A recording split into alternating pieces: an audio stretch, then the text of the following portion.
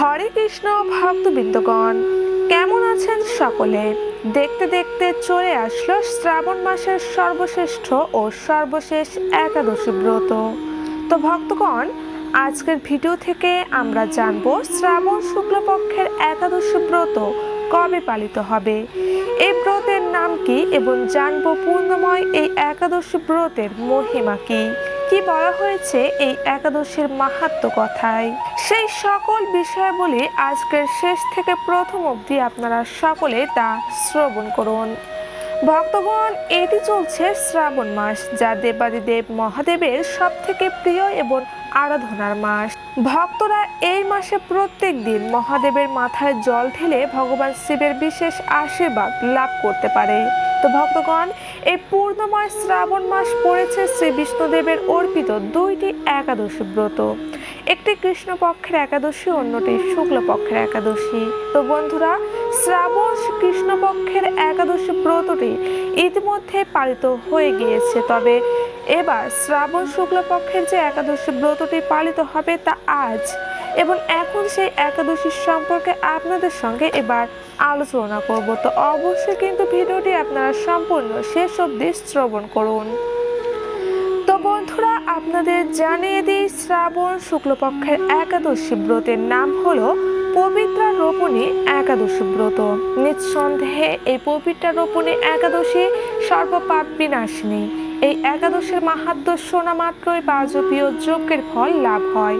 শুধু তাই নয়, যে সকল ভক্তরা এই একাদশী ব্রতটি পালন করবে ও ব্রত কথা শ্রবণ করবে, তারা সকলে পাপ ও গ্রহ দোষ থেকে মুক্তি পাবে এবং পুত্র সন্তান সুখ লাভ করে অবশেষে দিব্যধাম প্রাপ্ত হবে। ভক্তগণ, শ্রাবণের এই পবিত্র রোপণী একাদশী ব্রত পালিত হবে আগামীকাল চলতি বছরের 2025 5 আগস্ট মঙ্গলবারে। সারা বিশ্বে একই দিনে এই ব্রত 5 আগস্ট মঙ্গলবারে পালিত হবে। তো বন্ধুগণ, কৃষ্ণ ভক্তদের জন্য রয়েছে বিশেষ একটি খুশির খবর। সেটি হচ্ছে এই বিশ্ব ব্রহ্মাণ্ডের পালনকর্তা ভগবান শ্রী বিষ্ণুদেব এবং তারই আরেক রূপ হচ্ছে শ্রীকৃষ্ণ। তো শ্রীকৃষ্ণ ও রাধারানীর ঝুলন যাত্রার মহাব্রত উপবাস আবার পালিত হতে চলেছে এই 5 আগস্ট মঙ্গলবারে, অর্থাৎ পবিত্র রোপণী একাদশী ও শ্রীকৃষ্ণের ঝুলন যাত্রা একই দিনে পালিত হতে চলেছে। ভগবানের তার সৃষ্টি ও সেই সৃষ্টিকে রক্ষা করার জন্য অবরত্ব গ্রহণ করেন। অবতার রূপে তার নানা রূপ কার্যকলাপকে এক কথায় যাত্রা বা লীলা বলে। ঝুলন যাত্রা তেমনই ভগবানের প্রেম ও মাধুর্যময় একটি লীলা, যেখানে ভগবান শ্রীকৃষ্ণের সহিত রাধারানীর মাধুর্যপূর্ণ প্রেমের পরিপূর্ণ প্রকাশ ঘটেছে। তো ভক্তগণ, যেহেতু একাদশী ও ঝুলন যাত্রা একই দিনে, সেক্ষেত্রে অবশ্যই একাদশী পালনের পাশাপাশি সকল ভক্তদের ঝুলন যাত্রার জন্য উপবাস করা উচিত। তো সেক্ষেত্রে একাদশীর দিন তো আপনারা অবশ্যই উপবাসী থাকবেন, তবে ভগবান কৃষ্ণ ও রাধারানীকে অবশ্যই একটি বারের জন্য হলেও দোলনায় বসিয়ে দোল দেবেন। তো ভক্তগণ, তাহলে চলুন শ্রবণ করে নেওয়া যাক কিভাবে পালন করবেন এই দুই তিথির উপবাস, অর্থাৎ একাদশী ও ঝুলন যাত্রা তিথি কিভাবে পালন করবেন, এবং এই ব্রতের সারাদিন আপনারা কি খাবার গ্রহণ করবেন, কি করবেন, কি করবেন না, সেই সকল বিষয়বস্তু অবশ্যই এবার আপনারা ভক্তির সঙ্গে তা শ্রবণ করুন। তো প্রথমে যে সকল ভক্তবৃন্দরা আপনারা এই একাদশী অর্থাৎ পবিত্র রোপণী একাদশী ব্রতটি পালন করতে চাইছেন, তারা অবশ্যই কিন্তু বিশেষ এই নিয়মগুলি আপনারা অবশ্যই মেনে চলবেন। এবং যেহেতু এই একাদশী তিথিতে থাকছে ভগবান শ্রীকৃষ্ণের অপূর্ব ঝুলন যাত্রার মহা উৎসব, তাই অবশ্যই মেনে চলুন বিশেষ এই নিয়ম বিধিগুলো। কারণ একাদশী ব্রত পালনের ক্ষেত্রে অবশ্যই প্রথমে যে বিষয়টি আপনাদের সকলকেই মানতে হবে সেটি হচ্ছে, যারা আমিষ আহার করেন তারা অবশ্যই একাদশীর আগের দিন অর্থাৎ দশমী, একাদশী এবং দ্বাদশী এই 3 দিন সমস্ত আমিষ খাবার ত্যাগ করে শুদ্ধ নিরামিষ খাবার আপনারা গ্রহণ করবেন বিশেষভাবে এই 3 দিন। এবং দশমীতে অর্থাৎ একাদশীর দিন ভগবান শ্রীকৃষ্ণের চরণে অবশ্যই ভক্তির সঙ্গে ফুল নিবেদন করবেন এবং ভগবানের পুজোর জন্য ভগবানের পুজো করে একাদশীর জন্য সংকল্প করবেন এবং ভক্তির সঙ্গে ভগবানের কাছে গিয়ে ভগবানের সামনে প্রার্থনা নিবেদন করবেন, হে ভগবান, আমাকে কৃপা করুন যাতে আগামীকাল একাদশী। এই পবিত্র রোপণী একাদশী ব্রতটি আমি নিষ্ঠার সঙ্গে পালন করতে পারি, আপনি আমাকে কৃপা করুন। এইভাবে ভগবানের কাছে গিয়ে আপনি অবশ্যই প্রার্থনা করবেন। আর অবশ্যই কিন্তু ভক্তবৃন্দগণ রাত্রি 11টার মধ্যেই কিন্তু আপনারা খাবার গ্রহণ কাজ সুসম্পন্ন করে নেবেন, সাথে দন্ত মাজন করে তবে রাতে ঘুমাতে যাবেন। এবার ভক্তবৃন্দ 5 আগস্ট মঙ্গলবার একাদশীর দিন ভোরে অর্থাৎ ব্রহ্ম মুহূর্তে শয্যা ত্যাগ করে স্নান সেরে শুদ্ধ হয়ে শ্রীহরির মঙ্গল আরতি করবেন ও পূজা করবেন। এরপর শ্রীহরির পাদপদ্মে প্রার্থনা করবেন, হে শ্রীকৃষ্ণ, আজ যেন এই মঙ্গলময়ী পবিত্র একাদশী ব্রত পবিত্র রোপণী একাদশী ব্রতটি আমি নিষ্ঠার সঙ্গে পালন করতে পারি, আপনি আমাকে কৃপা করুন। এই প্রার্থনা করে ভগবানের সম্মুখে সংকল্প মন্ত্রটি পাঠ করে ব্রতের সংকল্প নেবেন। সেক্ষেত্রে অবশ্যই আপনারা যারা এই ব্রতটি থাকবেন তারা অবশ্যই মঙ্গলবার ভোরে সংকল্প মন্ত্রটি কিন্তু অবশ্যই পাঠ করবেন। সংকল্প মন্ত্রটি হচ্ছে, একাদশম নিরাহার স্থিতা অহম অপরাহণে ভক্ষামি পুণ্ডরিকাক্ষ স্বর্ণমে ভবাচ্যুত। এই বিশেষ মন্ত্রটি পাঠ করে একাদশী ব্রতের সংকল্প নেবেন এবং মঙ্গলবার সম্পূর্ণ দিন ভক্তির সঙ্গে পালন করবেন পবিত্র রোপণী একাদশী ব্রত। ভক্তগণ, একাদশীর দিন কোনো প্রকার কিন্তু ভাত, ডাল, মাছ, মাংস, পেঁয়াজ, রসুন কিছু গ্রহণ করা যাবে না। এক কথা যাকে বলা হয় সকল ধরনের পঞ্চরবি শস্য একাদশীতে অবশ্যই বর্জন করতে হবে। ভক্তগণ, এটি আপনারা অবশ্যই জানেন যে শ্রী যমরাজ কিন্তু একাদশীর দিন অন্য খাবারে লুকিয়ে থাকে, অর্থাৎ অন্য খাবারে সে আশ্রয় নেয় শুধুমাত্র একাদশীর দিন একাদশী তাকে বধ না করতে পারে সেই উদ্দেশ্যে। তাই যে সকল ভক্তবৃন্দরা একাদশীতে অন্ন গ্রহণ করে নিঃসন্দেহে তারা সর্বপাপের ভাগী হয় এবং সর্বপাপে লিপ্ত হয়ে তারা নরকে গমন করে। তাই অবশ্যই সকল ভক্তদের উচিত একাদশী ব্রত পালন করা। তো কৃষ্ণ ভক্তবৃন্দগণ, আপনারা এই পবিত্র রোপণী একাদশী চাইলে আপনারা নির্জলাভাবে পালন করতে পারেন, আবার কেউ চাইলে নির্জলাভাবে নাও পালন করতে পারেন। সারাদিন ফলমূল খেয়ে আপনারা একাদশী ব্রতটি পালন করতে পারেন। তো আপনারা যেসব খাবারগুলি অবশ্যই একাদশীর দিন গ্রহণ করে একাদশী ব্রত পালন করবেন সেটি হচ্ছে, আপনারা একাদশীর দিন শুধুমাত্র জল, দুধ, শরবত, ফলমূলের জুস বা ফলমূল, সাবুদানার পায়েস বা সাবুদানার খিচুড়ি, বাদাম ভুনা, মিষ্টি আলু সেদ্ধ, আলু ভাজা, আলু পেঁপের তরকারি, শুদ্ধ নিরামিষভাবে আলু পেঁপের তরকারি আপনারা রন্ধন করে একাদশীর দিন গ্রহণ করে একাদশীর ব্রতটি আপনারা পালন করতে পারেন। ভক্তবৃন্দগণ, যেহেতু এই একাদশীতে রয়েছে ভগবান শ্রীকৃষ্ণের ঝুলন যাত্রার মহা উৎসব বা ব্রত উপবাস, সেক্ষেত্রে এই একাদশীর দিন আপনারা যেসব নিয়ম বিধিগুলো রয়েছে ঝুলন যাত্রার ক্ষেত্রেও সেই একই নিয়ম আপনাদের পালন করতে হবে। তবে একাদশীর দিন যেহেতু ভগবান শ্রীকৃষ্ণের ঝুলন যাত্রার মহা উৎসব, তাই অবশ্যই আপনারা এই দিন ভগবান শ্রীকৃষ্ণকে বিভিন্ন রকমের ভোগ লাগাতে পারেন, বিভিন্ন রকমের অন্ন ভোগও লাগাতে পারেন। এই দিন আপনারা পায়েস, পিঠা পুলি বানিয়ে এই দিন ভগবানকে ভোগ লাগিয়ে ভগবানকে সুন্দরভাবে সিংহাসনে সাজিয়ে একটি দোলনা তৈরি করে সেই দোলনায় ভগবান শ্রীকৃষ্ণ ও রাধারানীকে বসিয়ে আপনারা আস্তে আস্তে সেই দোলনাটি দোল দেবেন।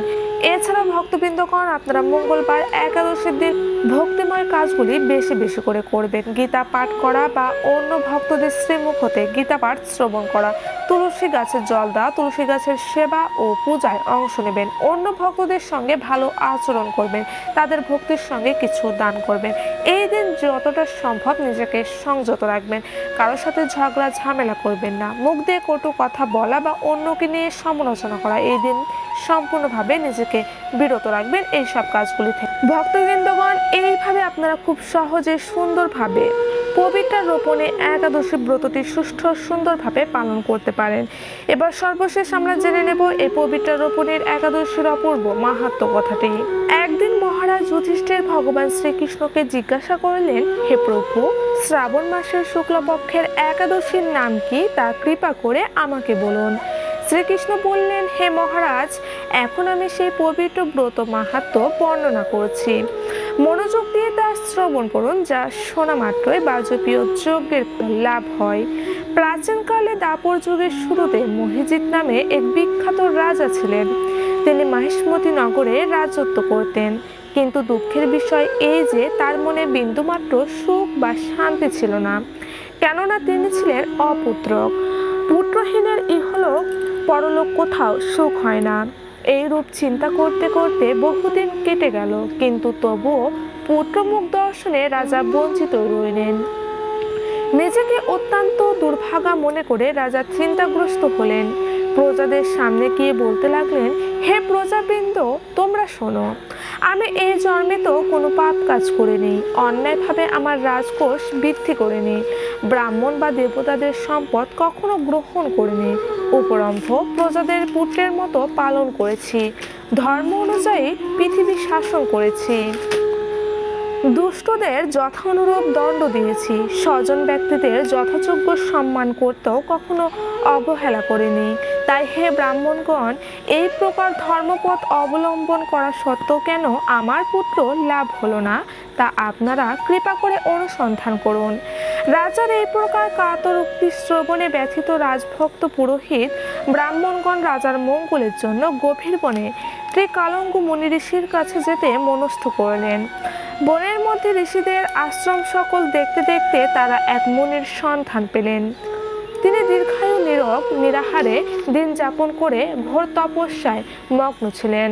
সর্বশাস্ত্র বিশারদ ধর্মতত্ত্বজ্ঞ ও ত্রিকালঙ্গ সেই মহামুনি লোমশ নামে পরিচিত।